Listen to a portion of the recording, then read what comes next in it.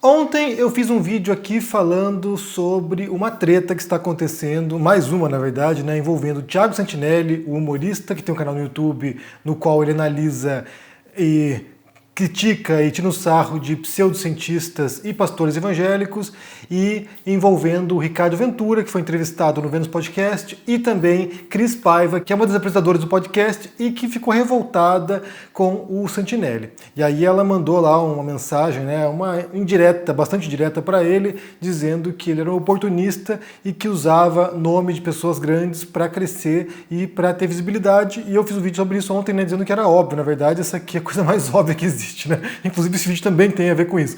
Mas aproveitando essa treta, porque o que aconteceu ontem foi que as pessoas começaram a expor a Cris Paiva. Então começaram a desencavar vídeos antigos, entrevistas que ela deu, desencavar publicações, postagens dela no Facebook ou em outras redes sociais, para mostrar como ela é uma monarca de franja. Esse foi o apelido dado para ela ontem, ela ficou bem revoltada com isso, ficou bem indignada com essa comparação, porque de fato me parece um pouco exagerado. Chamar alguém de monarca de qualquer coisa, uma monarca de franja, um monarca não sei o quê, é bem exagerado, porque o monarca é um caso bem à parte, ele é hors concurso, né? Assim, o monarca é bem difícil encontrar um parâmetro de comparação, porque ele é alguém incapaz de aprender com os entrevistados, né? Muitas vezes as pessoas foram lá e falaram: monarca, você está errado por isso, por isso, por isso, e daí ele, é verdade, e daí no próximo programa, na próxima entrevista, ele repetia as mesmas coisas, as mesmas bobagens, e parece que está cada vez pior. Tem cortes do podcast dele novo, né, que não está mais no YouTube porque ele foi bloqueado, ele foi proibido de publicar em todas as redes sociais que você pode imaginar, só o Rumble acolheu o Monark, e quando você vê esses cortes,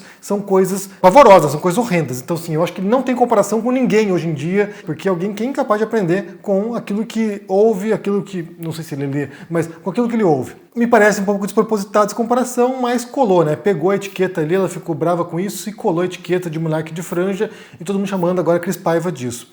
E aí, nesses trechos, né, que foram desencavados dela, o que aconteceu foi que muitas histórias, inclusive a adesão dela ao bolsonarismo, né, alguém que, sabe, comparou lá, tipo o Estadão, né, uma escolha muito difícil entre Lula e Bolsonaro, ou entre Haddad e Bolsonaro em 2018, ela dizia que era melhor o Bolsonaro por várias razões. E daí ela justificou isso em várias postagens, e as pessoas agora estão associando, né, por um lado, uma bolsonarista de ocasião e, ao mesmo tempo, várias falas problemáticas ao longo do tempo. E aí eu quero pegar um recorte particular, né, um trecho particular de uma entrevista que elas fizeram com a Titi Miller, e aí entrou na questão da eleição, entrou na questão do comunismo. Eu quero pôr para vocês esse trechinho aqui, eu vou assistir com vocês aqui, depois comentar, porque aí você vai percebendo também como a Cris Paiva e outras pessoas fizeram parte de quase uma lavagem cerebral coletiva em relação às eleições. Vamos assistir aqui, depois a gente comenta. Ó, e fica aqui minha campanha pro Lula. Da qual eu discordo, mas ok, respeito a sua posição. Tu vai votar no Bolsonaro? Eu não voto em nenhum dos dois. Mas tu sabe que tu votando em nenhum dos dois, talvez... Foi o que eu falei na última eleição, até morrer ninguém me ouviu. Então eu quero que você exploda. Como é que é? Nas últimas eleições, eu falei demais isso. Eu brigo por isso há muitos anos, mais de uma década. Então, assim, eu vi acontecer. Eu vi o Bolsonaro acontecer. E eu briguei muito por isso. Antes que chegássemos ao segundo turno que tivemos, entende? Então, eu briguei demais por isso, eu alertei demais, eu expliquei demais, e eu tenho dezenas de publicações no meu Facebook mostrando o caminho, falando assim, isso aqui. Mas o que era o caminho? Desculpa, é que eu não te acompanhava. Não, óbvio, mas assim, o caminho todo que foi construído, ou, na minha opinião, destruído no Brasil, para que o Bolsonaro fosse uma opção para milhares de pessoas, esse caminho, ele não seria uma opção se nós não estivéssemos na realidade em que estávamos. Não, concordo contigo. Então, é por isso que quando você diz assim, nós temos que mudar o resultado da última, eu disse, das últimas. Das últimas. Porque o problema pra mim não foi a última eleição. O que eu digo só tivemos a possibilidade de Bolsonaro porque grande parte... E aí eu digo, não foi só o extremo que elegeu o Bolsonaro, não foram os bolsonaristas que elegeram o Bolsonaro. Foi aquele meio puto da cara, extremamente decepcionado, com bilhões desviados numa corrupção instaurada, que não aguentavam mais. Então, assim, na minha concepção, e eu respeito a sua opinião, mas na minha concepção, eu não vejo todo mundo que apertou 17 como o mesmo culpado da situação. Porque eu entendo que muita gente estava com o saco na lua, não aguentando mais e falando do mesmo jeito que eu abomino o fascismo, eu abomino o comunismo. Eu não quero nenhuma das duas coisas. Mas tu acha que a gente estava próximos do comunismo no Brasil? A gente estava totalmente aparelhado. Tanto é que demoramos muito tempo para qualquer ação contra um político nesse país. A gente não consegue, olha o STF. A gente não consegue agir politicamente para julgar um político hoje. A gente tem uma ideia de que o julgamento pelo STF ele é para acelerar, mas sabemos que, de fato, não é o que acontece. O que acontece ali é que favores daqui, favores dali, você me protege, eu te protejo, ninguém se pune, a gente continua muito que bem. Então a gente acaba tendo o meu malvado favorito. Como eu falei, é difícil comparar com o Monark porque é um caso à parte, mas aqui você tem várias distorções ou várias construções feitas ao longo dos últimos anos que levam a esse tipo de fala, a esse tipo de conclusão. Em parte, ela está correta ao dizer que uma grande parte do eleitorado em 2018 que votou pelo Bolsonaro era de pessoas insatisfeitas e que, queriam uma mudança e que achavam que manter o PT no poder seria prejudicial. E aí ela fala do comunismo, né? Que muita gente não queria o fascismo nem o comunismo e foram pro fascismo. Basicamente foi isso que ela falou aqui, né? As pessoas não queriam a tomada comunista e a Titi Miller, mas havia chance de acontecer uma tomada comunista? E é óbvio que não. E isso faz parte da demonização, isso faz parte da criação desse imaginário de que há essa ameaça comunista, há esse risco de qualquer política social ou voltada para o mais pobre, ou voltada para minorias, que esse tipo de política social é uma queda, ou sei lá, uma tomada comunista num país. E isso é uma grande bobagem, né?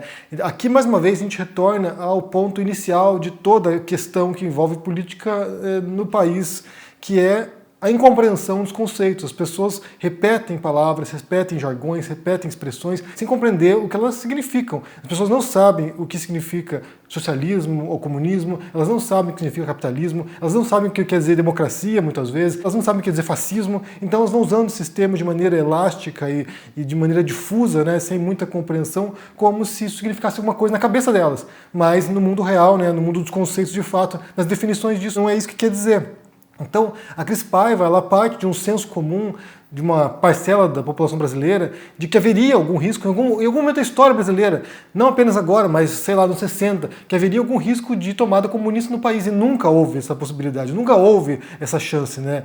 Eu já falei muitas vezes aqui que eu tenho mais medo no Brasil hoje de uma tomada teocrática no Brasil de evangélicos, acho muito mais concreto isso, muito mais palpável isso, né? A gente observa, inclusive, muitos pastores e líderes religiosos ocupando postos de poder, seja em prefeituras, seja no Congresso. É muito mais sólido pensar numa teocracia evangélica no Brasil do que pensar num regime comunista no Brasil, porque nem sequer há movimentação e número suficiente de pessoas interessadas nisso e nem sequer há também pessoas revolucionárias o suficiente capazes de pegar em arma e derrubar um Estado organizado. Então, sim, jamais vai acontecer isso até onde eu perceba. Mas foi criada essa tensão, foi criado esse medo, esse pavor ao longo de muitas décadas, né? Inclusive há documentos históricos, inclusive há pesquisas históricas nesse sentido, mostrando como houve muito dinheiro envolvido ao longo de décadas no Brasil, inclusive pré-golpe militar de 64, muito dinheiro envolvido para criar e financiar propaganda anticomunista de modo que as pessoas tivessem medo de uma tomada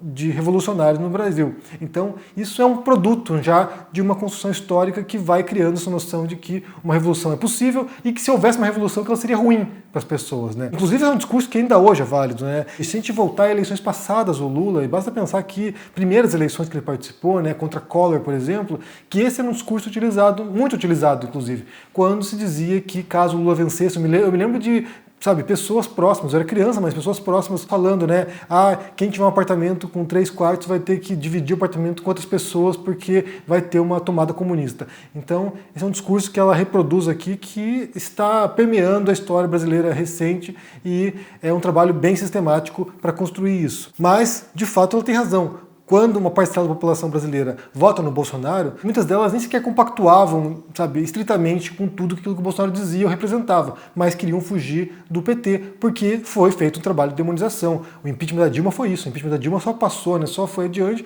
porque já havia criado um clima de instabilidade política, um clima de demonização do PT, de modo que isso se tornou viável. Do mesmo modo como agora, né, nessa última eleição, a vitória do PT também se deu por causa da parcela central de eleitores que não queriam manter o Bolsonaro no poder por muitas razões também, né? Incluindo o modo como ele geriu a pandemia. Então, houve um movimento pendular, que a gente já falou muito sobre isso, né? Como há essa fatia central aí que vai oscilando da esquerda para a direita, compartilha de ideais mistos, né? Tem um pouquinho de ideias progressistas, tem um pouquinho de ideias conservadoras e vai oscilando de um lado para o outro de acordo com o cenário. Então é essa parcela do eleitorado, via de regra, que você precisa convencer, você político, né? Precisa convencer quando você vai se candidatar. Você tem a sua base cristalizada, você tem lá os seus eleitores, que no caso do Bolsonaro a gente sabe que está em torno de 20%, ainda hoje, né? Inclusive pesquisas recentes demonstram isso, tem ali 20% mais ou menos, e aí você tem a base cristalizada, que tem uma base histórica do PT também, e essa base você só tem que manter aquecida, né? Você só precisa manter ela funcionando. E depois disso você tem que conquistar outra parte da população, outra parte do eleitorado, de modo a vencer a eleição. É isso que preocupa, inclusive, em eleições futuras, né? Essa base cristalizada de protofascistas bolsonaristas que continuarão agitados, que continuarão se mobilizando, que crescerão, inclusive,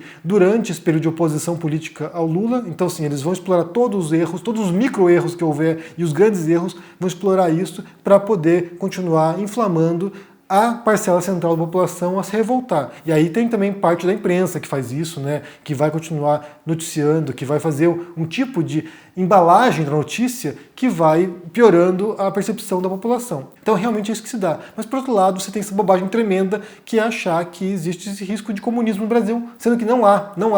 Embora certos grupos pareçam mais, organizados e mais numerosos na internet, no mundo real isso não tem menor possibilidade, menor chance e não vai acontecer. E aí o que agrava esse cenário é quando você tem comunicadores, como é o caso do Cris Paiva, com um podcast que tem uma audiência considerável, repetindo esse tipo de bobagem, repetindo esse tipo de falsidade. E aí também manipulando, de certo modo, né, induzindo o seu espectador ao erro, que é o que fazia o Monark. Aí nesse sentido a gente pode comparar, sim, Monark com o Cris Paiva, porque o Monark induzia o espectador dele ao erro, a falar bobagens homéricas, monumentais, e que não tinham nenhum respaldo em nenhum lugar, né, na realidade, na teoria, em lugar nenhum. Ele simplesmente tirava da cabeça dele ideias esdrúxulas e dizia ali, e moldava uma parte do seu público. O fato é que essa treta agora, né, essa exposição da Cris Paiva e a treta entre Thiago Santinelli e Cris Paiva pode continuar escalando.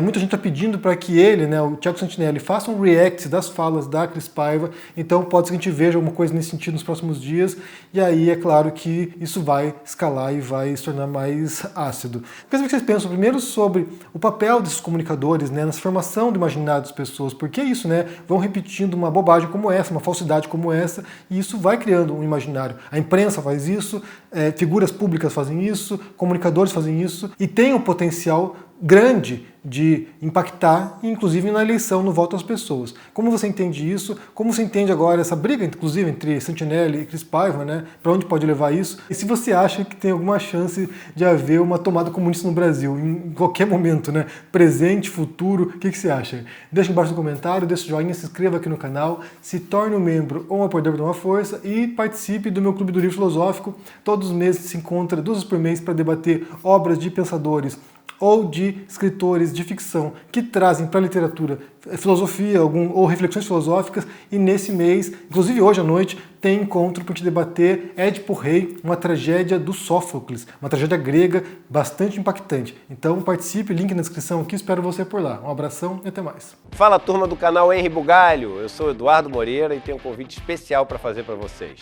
Na terça-feira, dia 18 de abril, às 8 horas da noite, no horário de Brasília, eu vou dar uma aula que eu dou uma vez por ano só, chamado Investir é para Todos. Uma aula onde, em menos de 1 hora, eu ensino todo o conhecimento básico que você precisa ter sobre o mundo de finanças e investimentos, não só para aprender a investir bem o dinheiro, e claro que isso você aprende também, mas para saber lidar com as suas dívidas e equacionar elas, e também para entender o papel do mercado financeiro na vida de todo mundo. Se você não quiser faltar essa aula, é só você clicar no link aqui em cima ou aqui embaixo e se inscrever gratuitamente.